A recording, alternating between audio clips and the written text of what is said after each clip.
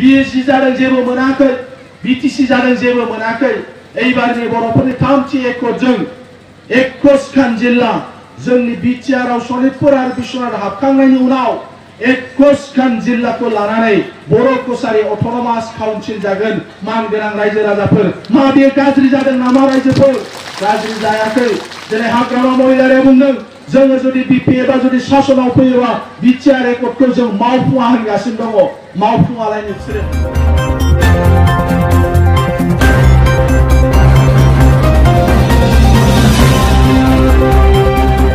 थांनाय 27 अक्ट' जानुवारियाव जालांनाय जि गोरोबथा बे गोरोबथानि बागै बुंनो थाखाय नोंथांनि सिगाङाव गसंदों माखासे मानसिफोर मोननैसो आफादफ्रा सानैसो गावखौ बुद्धिजीबी होननानै लाग्रा मानसिफ्रा बिटिआर एकर्डनि उल्थायै गोबां रोखोम बाथ्रा बुंगासिनो दङ बे ओनसोलफ्राव फैनानैबो बिथांमोना बुंफैदों जे जोंजों रायलायनाया आलदामोन जोंजों रायलायनानै मडेलिटि बानायनाया आलदामोन बिथांमोना बिदिनो बुंनो नागिरदों मडेलिटिखौ सोर बानायो सरकारा बानायो नङा होमबा माबोरै जागोन माबोरै जायामोन बिटिसिआ बे बिटिसिआ 6 शिड्युलजों खालामजानाय मोनसे एकर्ड बे एकर्डआ बोरै जागोन बे मडेलिटिखौ माब्ला बानायो जेब्ला जोबथारनोसै एकर्डआव साइन होलायगोन बे समफ्राव बानायनाय जायो नों आं आफादफ्रा मा खालामो जों मडेलिटि बानायनो मोना जोङो सरकारनि खाथियाव जोंनि लुबैनाय दाबिफोरखौ जोङो गोसोखां बिलाइ मेम'रेन्डाम दाबि बिलाइफोर होयो आरो दिनै माखासे मानसिफ्रा बुंनो नागिरदों जोंजों रायलायनायाव आलदामोन मडेलिटिया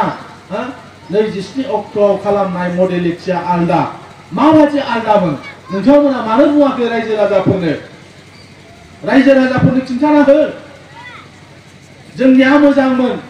प्रमद बर' बे एबसुआ जानला मोनला खालामबाय जुदि जानला मोनला खालामबायबा मा जानला मोनला खालामखो बे बाथ्राखौ नोंथांमोना स्पष्ट खालाम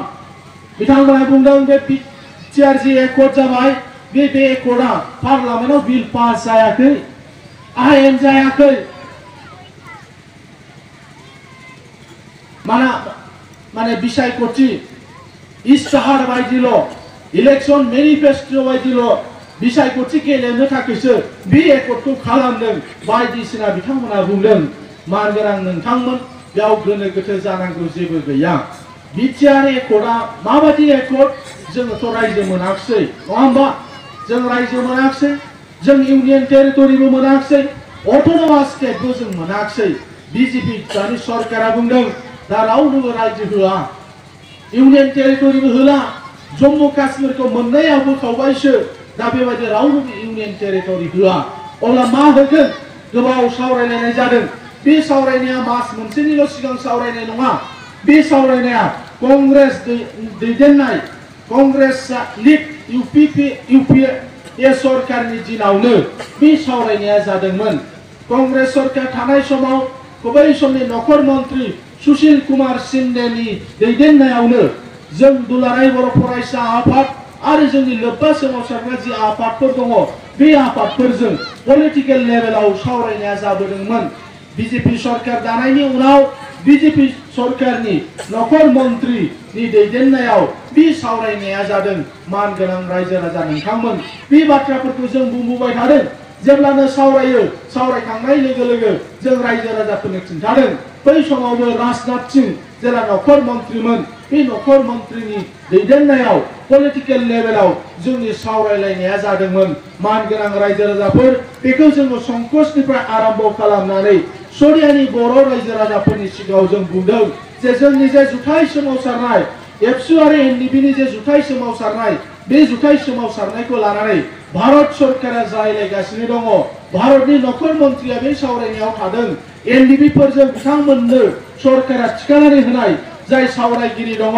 इन्टारलकिउटर बिथांजों सावरायलायनाया जादों साथाम मानसिया बिथांमोनजों रायलायदों सिगां पिसि हालदारमोन बिनि उनाव दिनेश्वर शर्मामोन जोबथारनायाव एबि माथुर गासै साथाम मेडिएटर मानसिया एनडिपिफोरजों भारत सरकारनि जानानै सावरायबाय थादों बे बाथ्राफोरखौ जोङो एबसुआ एनडिपि प्रग्रेसिभआ बे बाथ्राफोरखौ जोङो स्पष्ट खालामबोदों मानगोनां रायजो राजा नोंथांमोन दिनै जे बिटिआर एकर्ड जाबाय बे बिटिआर एकर्डआ दानि थाखानाय 6 शिड्यूलाव बानायजानाय जे बिटिसि बे एखे आयेनजोंनो बिटिआर एकर्डखौ खालामना होनाय जादों जायनि जाउनाव बे पार्लियामेन्टआव बिल पास जालायलायनाङा बे आरो बिनि थाखाय दस्रा आयेन बानायलायनांगौ गैया मानो होननानै बुङोब्ला जोंनि जि एकर्ड बे एकर्डआव जोंनि जे स्टेटास बे स्टेटासआ बे 6 शिड्यूलानो खालि उनाव मा जागोन सीमा लावगोन होननानै बुंनाय जादों सीमा लावगोन आरो मा बिनि गोहोआ बांगोन बिटिआर एकर्डआ आयेन बायदियैनो जादों आयेनाव थाखानाय नेम बायदियैनो आसामनि गभर्नरआ कमिसन मोनसे दागोन आरो बे कमिसना बर' आफादफ्रा जेरै जों एबसुआ जेरै एनडिपिआ जेसेबां जोङो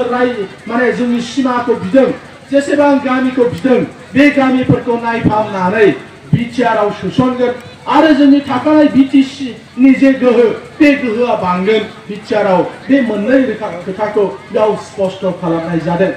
बेनिखायनो जों थांनाय समाव बुंबोबाय थादोंमोन जोंनि सीमाया संकसनिफ्राय सदिया जानांगौ बे संकस दैमानिफ्राय दायो बिटिसिनि सीमाया उदालगुरिनि माजबादनि खाथियाव थानाय 5-2सिमल' मानगोनां रायजो राजा नोंथांमोन मोनब्रैल' जिल्लाजों जोंनि बिटिसि बिनिफ्राय लावाखै मोननै एकर्ड जाबाय बिएसि आरो बिटिसि एकर्ड बे मोननै एकर्डजोंबो जोंनि सीमाया लावाखै थांनाय जि मोननै एकर्ड जादों बे मोननै एकर्डआव सरकारा सरकारि गामि रेभिनिउ भिलेज राजगाव होननानै बे थांनाय समनि जि सावरायलायनायफोर थांनाय समनि जोंनि जे मोननै एकर्ड बे मोननै एकर्डआव रेभिनिउ भिलेज सरकारि गामिखौसो हिसाब खालामनायखाय दायो 3000नि इसेल' बारा गामि जोंनि बिटिसिआव दङ जायनि थाखाय जों आन्दोलनफ्राव संकस सदिया होनब्लाबो जोंनि सीमाया लावाखै जायनि थाखाय बे मोननै एकर्डनिफ्राय जोङो सोलोंदों जोंनि बारग' दैदेनगिरिफोर जायफ्रा बे गोलावथार सोमावसारनायाव जोंजों लोगोसे दंफायोमोन कन्स्टिट्यूशनल एक्सपार्टफोर ल' एक्सपार्ट मानसिफोरखौ लानानै जों सावरायदों जुदि जों रायजोबो मोनाबा इउनियन टेरिटरिबो जालाब्ला अट'नमास स्टेटबो जालाब्ला सीमा बानायनायनि खोथाल' फैबायब्ला अब्ला जों माबोरैहाय जोंनि दाबि खालामनाय सीमाखौ जों मोनहैयो बिनि थाखाय जों मा खालामनांगोन बेखौ सावरायलायनाय जादों दिनै माखासे मानसिफ्रा बुंदों रावजोंबो रायलायाखै एबसुआ हरखाबै खालामनाय एकर्ड मोनसे गोबां गोरोन्थि थालांदों बायदिसिना सानैसो मानसिफोर सो कल्ड इन्टेलेक्चुएल गावखौ गोरों गोरा होननानै जाहिर खालामग्रा मानसिफ्रा दिनै बेबायदि बाथ्रा बुंदों रायजो राजाफोरखौ आन्दायहोनो थाखाय जाय मानसिफोरखौ मानगोनां रायजो राजाफोर माब्लाबाबो नोंथांमोना नुफेराखै जोंनि बै राजा लामा जथेनाय आन्दोलनाव जों बिसोरबायदि मानसिखौ नुवाखै नोंथांमोनाबो नुवाखै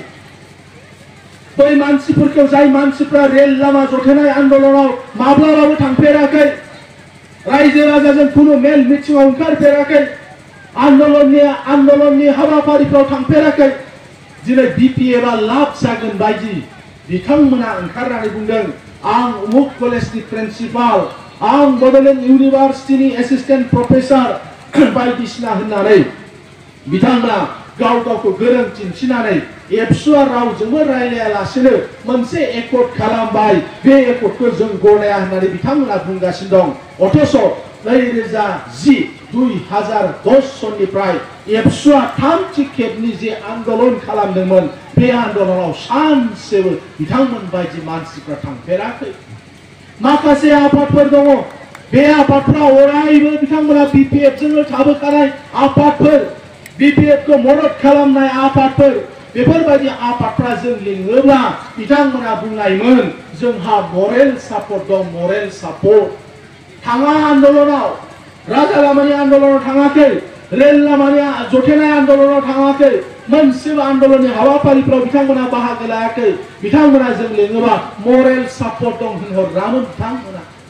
माखासे आफादफोर दङ बे आफादफ्रा बुंनाय सम जायाखै अथच जोंनि सावरायनाया नखर मन्त्रि पलिटिकल लेभेलाव जागासिनो दं होम मिनिस्टारनि लेभेलाव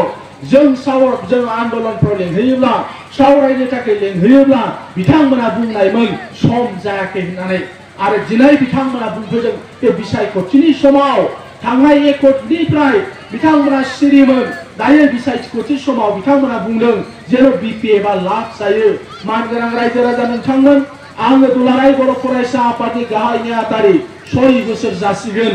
जानुवारि फैनाय लोगो लोगो 6 बोसोर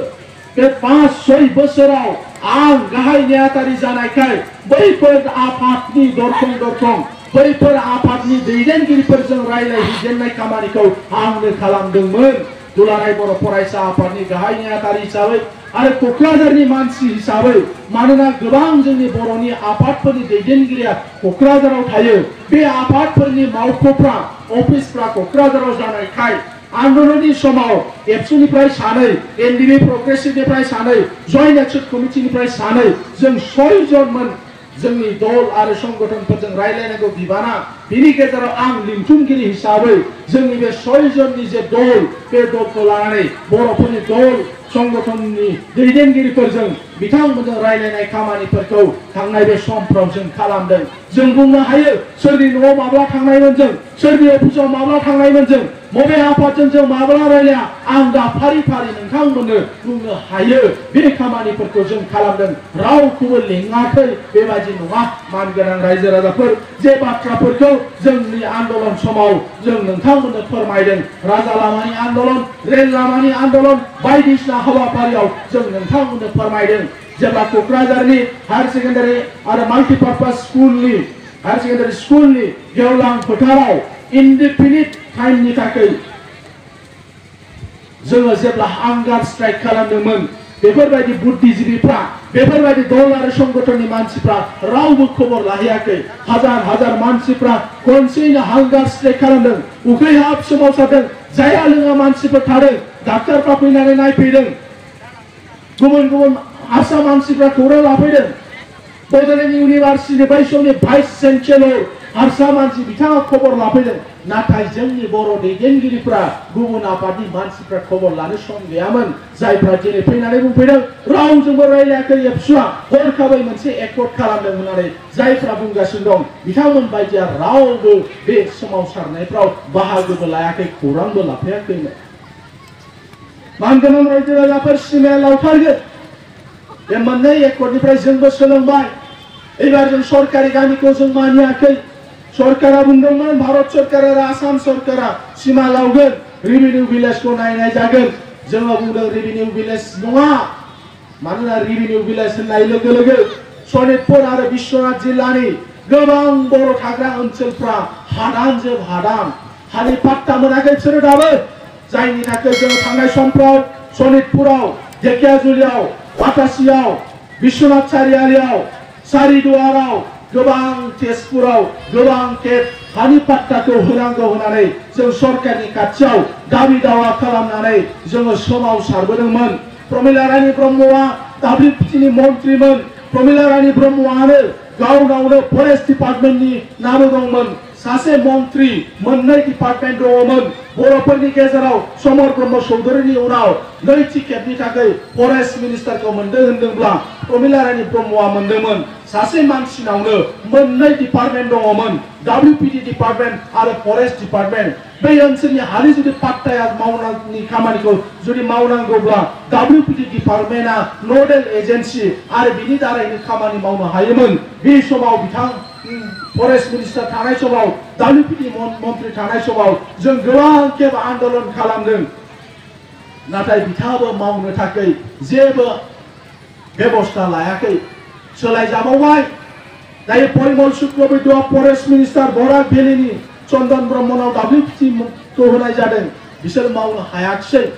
जायनि थाखाय जोंना जायाखिसै ओंखायनो नैबे एकर्डआव सरकारा बुंदोंमोनब्लाबो रेभिनिउ भिलेजखौ हिसाबैसो नायनाय जागोन होनदोंब्लाबो जों आन्दलनकारिफ्रा जों बे सिगनेटरि मानसिफ्रा जों सरकारनि बुंनाय बायदि जों मानियाखै जायनि थाखाय बेयाव ट्राइबेल एरिया होननानै सोलाय जादों एबा ट्राइबेल एरिया होननाय लोगो लोगो हाजो हाला जानो हागौ दैमा दैसा जानो हागौ हाग्रा बंग्रा जानो हागौ बर' मानसि थानाय ट्राइबेल मानसि थानाय हालाम ट्राइबेल ओनसोलखौ जोंनो नांगौ होननानै एबारनि एकर्डआव लिरहोनो हानाय जादों जायनि थाखाय मानगोनां रायजो राजाफोर सनितपुरनि बातासिफोरानो होन सनितपुरनि हेलामारा ओनसोलानो होन सनितपुरनि राङापारा ओनसोलानो होन बिश्वनाथ सारियाली सथियानि सिङाव बेफोर ओनसोलफ्रा एबार जोंनिया गोग्लैगोन मानगोनां रायजो राजाफोर सरकारा जोंनाव सोंदोंमोन मा नोंसिनि दाबियाव मा गहपुर टाउना गोग्लैयो नामा अब्ला जों बुंदों गहपुर टाउना नङा गहपुर टाउननि 4-5 किलोमिटार बारनानै साहा ट्राइबेल थानाय ओनसोलासो जोंनि सरकारा जोंनाव सोंदों सथिया ओनसोलखौ बिदों नामा सथियानि एमएलए पद्म हाजरिकाया बिराद होबथागासिनो दङ जोंबो नुदों जों जेब्ला गिदिर गिदिर आन्दोलन खालामो अब्ला बिथाङाबो हेंथा होनानै बेबायदिनो गिदिर गिदिर मेल मिटिं खालामदों माखासे आफादफोरखौ थुनानै जों स्पष्ट खालामदों सथिया टाउना नङा रेल साइटिखौ बारनानै साहा थानाय ओनसोलासो जोंनि ओनसोल होननानै जों स्पष्ट खालामदों सरकारा सोंबावदों जोंनाव अब्ला मा सनितपुरनि आरो बिश्वनाथ जिल्लानि गिदिर गिदिर साहा बागाना नोंथांमोननि दाबियाव दङ नामा जों स्पष्ट खालामदों सनितपुर आरो बिश्वनाथ जिल्लानि गिदिर गिदिर साहा बागान आदिवासी थानाय ओनसोला जोंनि ओनसोल नङा बे साहा बागानफोरखौ बारनानै 4-5 किलोमिटार गोजानाव जेराव जोंनि बर' मानसि दङ जेराव जोंनि ट्राइबेल मानसिफोर दङ बे ओनसोलखौसो जों बिदों होननानै जों स्पष्ट खालामनायाव सरकारा बुंदों दे नोंसोरो जुदि खालि बर' ओनसोलखौल' बिदोंब्ला नोंसोरो जुदि खालि ट्राइबेल ओनसोलखौल' बिदोंब्ला अब्ला जोंहा सिमा लाहोनायाव जेबो आपत्ति गैया होननानै सरकारा बुंनायाव जों नैबे पिटिआर एकर्डखौ खालामदों मानगोनां रायजो राजाफोर बेयाव थगायजानायनि जेबो बाथ्रा गैया कमिसन दाखांनाय लोगो लोगो सनितपुर आरो बिश्वनाथ जिल्लानि बर' आरो ट्राइबेल ओनसोला हाबगोन मानगोनां रायजो राजा नोंथांमोन एबारनि एकर्डआव बाहेरायाव थानाय बर'फोरनि थाखाय बर' कसारी अट'नमास मोनसे काउन्सिल जागोन बड'फा उपेन्द्रनाथ ब्रह्म दैदेननाय समनिफ्रायनो बाहेरायाव थानाय बर' मानसिफ्राबो आन्दोलन खालामदों बिथांमोनाबो मुंख्लं जादों न' बां सावजादों सात जारला जानांदों बिएसि जादों जेबो मोनाखै बिटिसि जादों जेबो मोनाखै एबारनि बर'फोरनि थामथि एकर्डजों 21 खान जिल्ला जोंनि बिटिआरआव सनितपुर आरो बिश्वनाथ हाबखांनायनि उनाव 21 खान जिल्लाखौ लानानै बर' कसारी अट'नमास काउन्सिल जागोन मानगोनां रायजो राजाफोर मा बेयो गाज्रि जादों नामा रायजोफोर गाज्रि जायाखै जेरै हाग्रामा महिलारिया बुंदों जोङो जुदि बिपिएफआ जुदि शासनाव फैयोबा बिटिआर एकर्डखौ जों मावफुङा होनगासिनो दङ मावफुङालायनो बिसोरो होमबा मावफुङाबा जोंनि बर'फ्रा मानो भट होनो रावबो बिसोरनो भट होला बाहेरा मानसिफ्रा दिनै खुद्रिदों दिनै बर' कसारी अट'नमास काउन्सिल बिग्रा मोनसे आफाद दङमोन इउबिपिअ आफाद 21 खान जिल्लायाव चन्दन ब्रह्मनि मुसुखा सावदों हाग्रामा महिलारिनि मुसुखा सावदों प्रमिला रानी ब्रह्मनि मुसुखा सावदों बिपिएफ गो बेक होनदों मानोना बिथांमोना बाहेरायाव थानाय बर'फोरखौ लानानै गोबाव समनिफ्रायनो राजखान्थि खालामदों दाख्लै मालाय कच राजबंशीफ्रा कमताबफोर मोनबाय मरानफ्राबो अट'नमास काउन्सिल मोनबाय मटकफ्राबो अट'नमास काउन्सिल मोनबाय चन्दन ब्रह्म डब्लिउपिटिनि मन्त्रि डब्लिउपिटि डिपार्टमेन्टनिफ्राय खालामनाय जायो अट'नमास काउन्सिलफोरखौ नाथाय बर' कसारी अट'नमास काउन्सिलखौ बिथांमोना खालामाखै बिटिसि इलेक्सन थानायखाय बेयावलायनो गाज्रि जागोन होननानै बिथांमोना खालामाखै मुसुखा सावजादों हरै गो बेक होनदों बिपिएफ माबायदि खैसार खालामदों रायजो राजा नोंथांमोन चन्दन ब्रह्मआ डब्लिउपिटि मन्त्रि जेसेबां आसामाव अट'नमास काउन्सिलफोर दङ बे अट'नमास काउन्सिला डब्लिउपिटि डिपार्टमेन्टनिफ्राय जायो गावनि आखाइजों कमताबपुर काउन्सिल बानायबाय मरानफोरनि थाखाय बानायबाय मटकफोरनि थाखाय बानायबाय जोंनि एकर्डआव दङ बर' कसारी अट'नमास काउन्सिल दानांगौआ खिन्थु बेखौ मावनानै होआखिसै इउबिपिअनि प्रेसिडेन्ट बिएलटिनि आगुनि अर्गेनाइजिं सेक्रेटारि मिहिनेश्वर बसुमतारी धेमाजिनि सिमेन्ट सापरिनि बिथाङा दाख्लै दुखु मोननानै बुंदों नोंथांमोनाबो नुबाय टिभिआव फेसबुकफ्राव नुबाय ससियेल मिडियाफ्राव जोंनिनो लोगो बिएलटिनि समनि आन्दोलनकारि लोगो लिडार चन्दन ब्रह्मआ जोंखौ थगायनाय होननानै बिथाङा दाख्लै स्पष्ट बुंनो गोनां जाबाय नोंसोर एबार जोंना जों जासिगोन होननानै बिथांमोना दा बिपिएफ जों गैला बिपिएफ खौ सापर्ट होआ मानो बिथांमोना खैसार खालामदों जों एबसुखौ बुंगासिनो दङ बिटिआरआव जेबो मोनाखै सोरबा सोरबा बुंफागासिनो दङ बिसोरजों बिटिसिआनो बिटिआर लायनो खालि नामल' सोलायगोन गस्ला सोलायनानै गाननाय बायदिल' बिथांमोना दा एबसुखौ एनडिबि प्रग्रेसिभखौ लाजि फोनांनो थाखाय बिथांमोना साननानै बिथांमोना बर' कसारी अट'नमास काउन्सिलाव सनितपुर आरो बिश्वनाथ जिल्लाखौ सोनानै बर' कसारी अट'नमास काउन्सिल खालामनो नागिरदोंमोन सरकारा खालामा बेखौ आसामनि चिफ मिनिस्टारा खालामाखै हिमन्त बिश्व शर्माया खालामाखै मानोना एबसु आरो एनडिबिजों सुक्ति मोनसे जादों 27 जानुवारियाव आरो बे सुक्तियाव लिरनाय दङ जे मा कमिसन मोनसे दागोन आरो बे कमिसना सनितपुर आरो बिश्वनाथ जिल्लाखौ नायगोन आरो हाबथावथाव बे ओनसोलफोरखौ सोगोन जायनि थाखाय बे बर' कसारी अट'नमास काउन्सिलाव सोनो हाया जोंनि बर' मानसियासो खैसार खालामबाय बिटिआरआ जेन' लावा एबसुआ जेन' लाब जाया एनडिबि प्रग्रेसिभआ जेन' लाब जाया बिथांमोना जेन' बुंनो हाया जोंनि एकजोंसो बिटिआरनि सिमाया लावबाय जों बे बाथ्राखौ बुंनो हाया ओंखायनो चन्दन ब्रह्मआ बिथाङा मा खालामदोंमोन जे माने बर' कसारी अट'नमास काउन्सिलाव सनितपुर आरो बिश्वनाथखौ जेरैखि जाया सोनो थाखाय बिथांमोना नाजाबाय थादोंमोन नाथाय बेखौ बिसोरो खालामनो हायाखै जोंबो खबर लाबाय थादों बर' कसारी अट'नमास काउन्सिला जानांगौ नाथाय सनितपुर आरो बिश्वनाथ जिल्लाखौ बाद होनानै 21 खान जिल्ला बे 21 खान जिल्लायाव जानांगौ होननानै जोङो सरकारखौ बुंबोबाय थादोंमोन आरो बेनिखायनो सरकारा दिनै माने सनितपुर आरो बिश्वनाथखौ सोआजासे खालामदों थामथियाव मानगोनां रायजो राजाफोर नोंथांमोना मिथिगौ जोंनि बर' आन्दोलन समाव वेस्ट बेंगल एबसुआबो आन्दोलन खालामफादोंमोन बड'फा उपेन्द्रनाथ ब्रह्मआ जेला 6 बोसोर बिथांनि दैदेननायाव आन्दोलन जायो बे समाव वेस्ट बेंगलनि एबसुआबो आन्दोलन खालामदों नोंथांमोननि खासियाबारि जानानै सुरेन्द्रपुरजों बारलांगोन जोंनि एबसुनि लिडारफ्रा गुवाहाटी जानानै दिल्लीयाव थांनो हाया गुवाहाटीयाव प्रेस मिट खुंनो हाया प्रदीप दैमारिया प्रेस मिट खुङोबा शिलंआव खुंनो गोनां जायो एबसुनि भाइस प्रेसिडेन्ट माखासेखौ सिलिगुरियाव खालामो मालाबा कचबिहाराव खालामो मालाबा आलिपुरदुवाराव खालामो जायनि थाखाय नोंथांमोननि नैबे खासियाबारिजों बारनोनानै सुरेन्द्रपुर जानानै बेंगलाव मानसिफ्रा बै समनि लिडारफ्रा थाबायनानै थाङोमोन जुदि बेराम नायजानांगौबा चिकित्सा लानांगौबा बेंगलाव बे लामाजों थाङोमोन नोंथांमोना गुबुन जायगानिख्रुइ बांसिन नोंथांमोना मिथिगौ बेंगलनि बर'फोरजों थांलाय फैलाय जायोमोन बै आन्दोलनाव निकोडिमास हाजारी होननाया वेस्ट बेंगलनि प्रेसिडेन्टमोन बियो बड'फाया उनाव बेखौ स्पोक्स पार्सन खालामना होदों स्पोक्समेनबो खालामदों जेराव बेंगलनिफ्राय बिथाङाबो जेराव खौरां बिलाइफ्राव जेराव बाथ्रा बुंनो हायो बेखौ बिथाङानो दायित्व होनाय जादोंमोन बै समाव बड'फा उपेन्द्रनाथ ब्रह्मआ बिएससि एकर्डआव जेबो मोनाखिसै बेंगलाव थानाय 2.5 लाख बर' मानसिफ्रा जेबो मोनाखिसै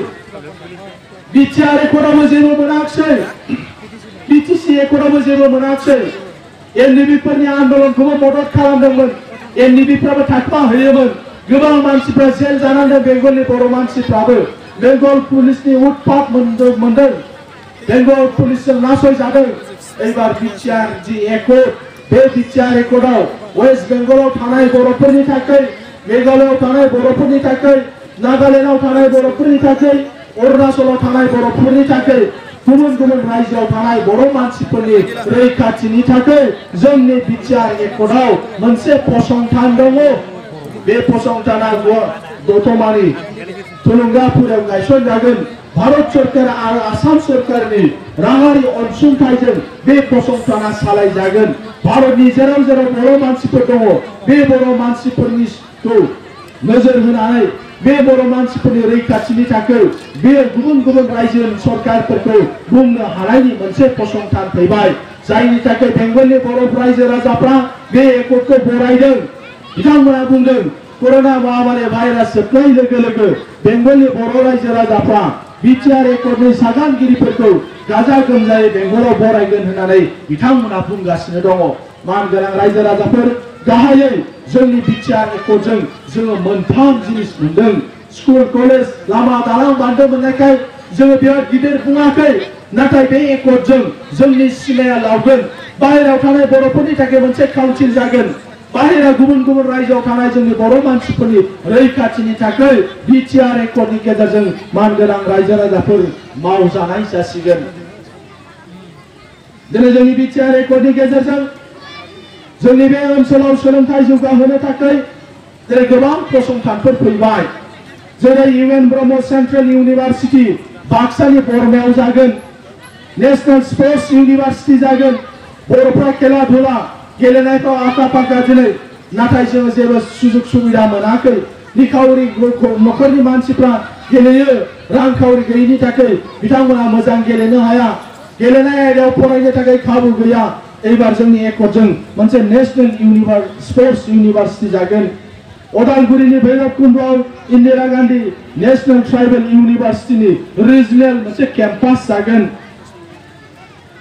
national institute of technology NIT गंसे फसंथान जागोन दिनै गंनै इन्जिनियारिं कलेज दङ मोनसेया जाबाय सीआईटी आरो मोनसेया जाबाय कक्राझाराव बिनेश्वर ब्रह्म इन्जिनियारिं कलेज बिनि जौसिनाव गंसे एनआईटी अदालगुरियाव जागोन कैंसर हॉस्पिटल आरो बेजों लोगोसे मेडिकल कलेज तामुलपुराव बियो जागोन north east regional institute of medical science national लेवलनि मोनसे मेडिकल कलेज आरो हॉस्पिटल बै चिरांनि सापागुरिखौ बारनानै हाग्रामा ब्रिज सेराव गंसे गिदिर मेडिकल कलेज आरो हॉस्पिटल जागोन जेया दायो शिलंआव दङ एम्स बिदोंमोन जोङो नाथाय भारत सरकारा बुंदों एम्स को गंसे स्टेटआव गंनै गंनै हरनाय जानाय नङा दाबो गोबां स्टेटआवनो एम्स को हरनाय जायाखै आसामनिया जिहेतु दा गुवाहाटीनि साखाथियाव सांसारियाव लुजागासिनो दङ बिनिखायनो जोंनो एम्स को हरालासे जोंनो नैबे नेरिम्स होननाय जे फसंथान बे फसंथानखौ सापागुरि खाथिनि रौमारियाव बेखौ हरनाय जादों अर्गानिक इउनिभारसिटि जागोन आबाद मावग्रा जोंनि मानसिफ्रा बिनिखायनो अर्गानिक इउनिभारसिटि मोनसे जागोन भेटेनारि कलेज लोगोसे हॉस्पिटल जागोन जुनार फाहामनो थाखाय जोंनाव बेबायदि हॉस्पिटल बेबायदि कलेज गैया बेबायदिनि थाखाय दिनै मोनसे भेटेनारि कलेज आरो हॉस्पिटल बाक्सा जिल्लानि कुमारिकाटायाव बियो जागोन institute of paramedical and nursing science nurse ट्रेनिंगनि थाखाय भारत सरकारजों गायसनजानाय गंसे फसंथान जागोन दायो कक्राझाराव लुगासिनो दङ मोनसे नार्सिं ट्रेनिं बिनि देरसिनबाव आरो भारत सरकारजों सालायजानाय बेबायदि नार्स ट्रेनिं लाग्रा मोनसे फसंथान जागोन पॉलिटेक्निक आरो वोकेशनल इंस्टीट्यूशन सिंगिलिमारी बे जाबाय सनितपुर जिल्लानि सारिदुवार बारलांनानै सिंगिलिमारी होननाय बर' जायगायाव गंसे पॉलिटेक्निक जेराव जूनियर इंजीनियर होननाय जिखौ फरायनाय जायो बे पॉलिटेक्निक इंस्टीट्यूशन जागोन बेयाव गंसे बासबारियाव जागोन बासबारि चिपकाई बासबारियाव गंसे जागोन आरो गोबर्धना बाक्सा जिल्लानि गोबर्धनायाव बेयाव गंसे जागोन Bodoland institute of rural development बे गसाइगाव जागोन आरो इंस्टीट्यूट ऑफ लाइवलीहुड मैनेजमेंट बे टंलायाव जागोन बेबायदि गोबां फसंथानफोर जोंनि बिटिआर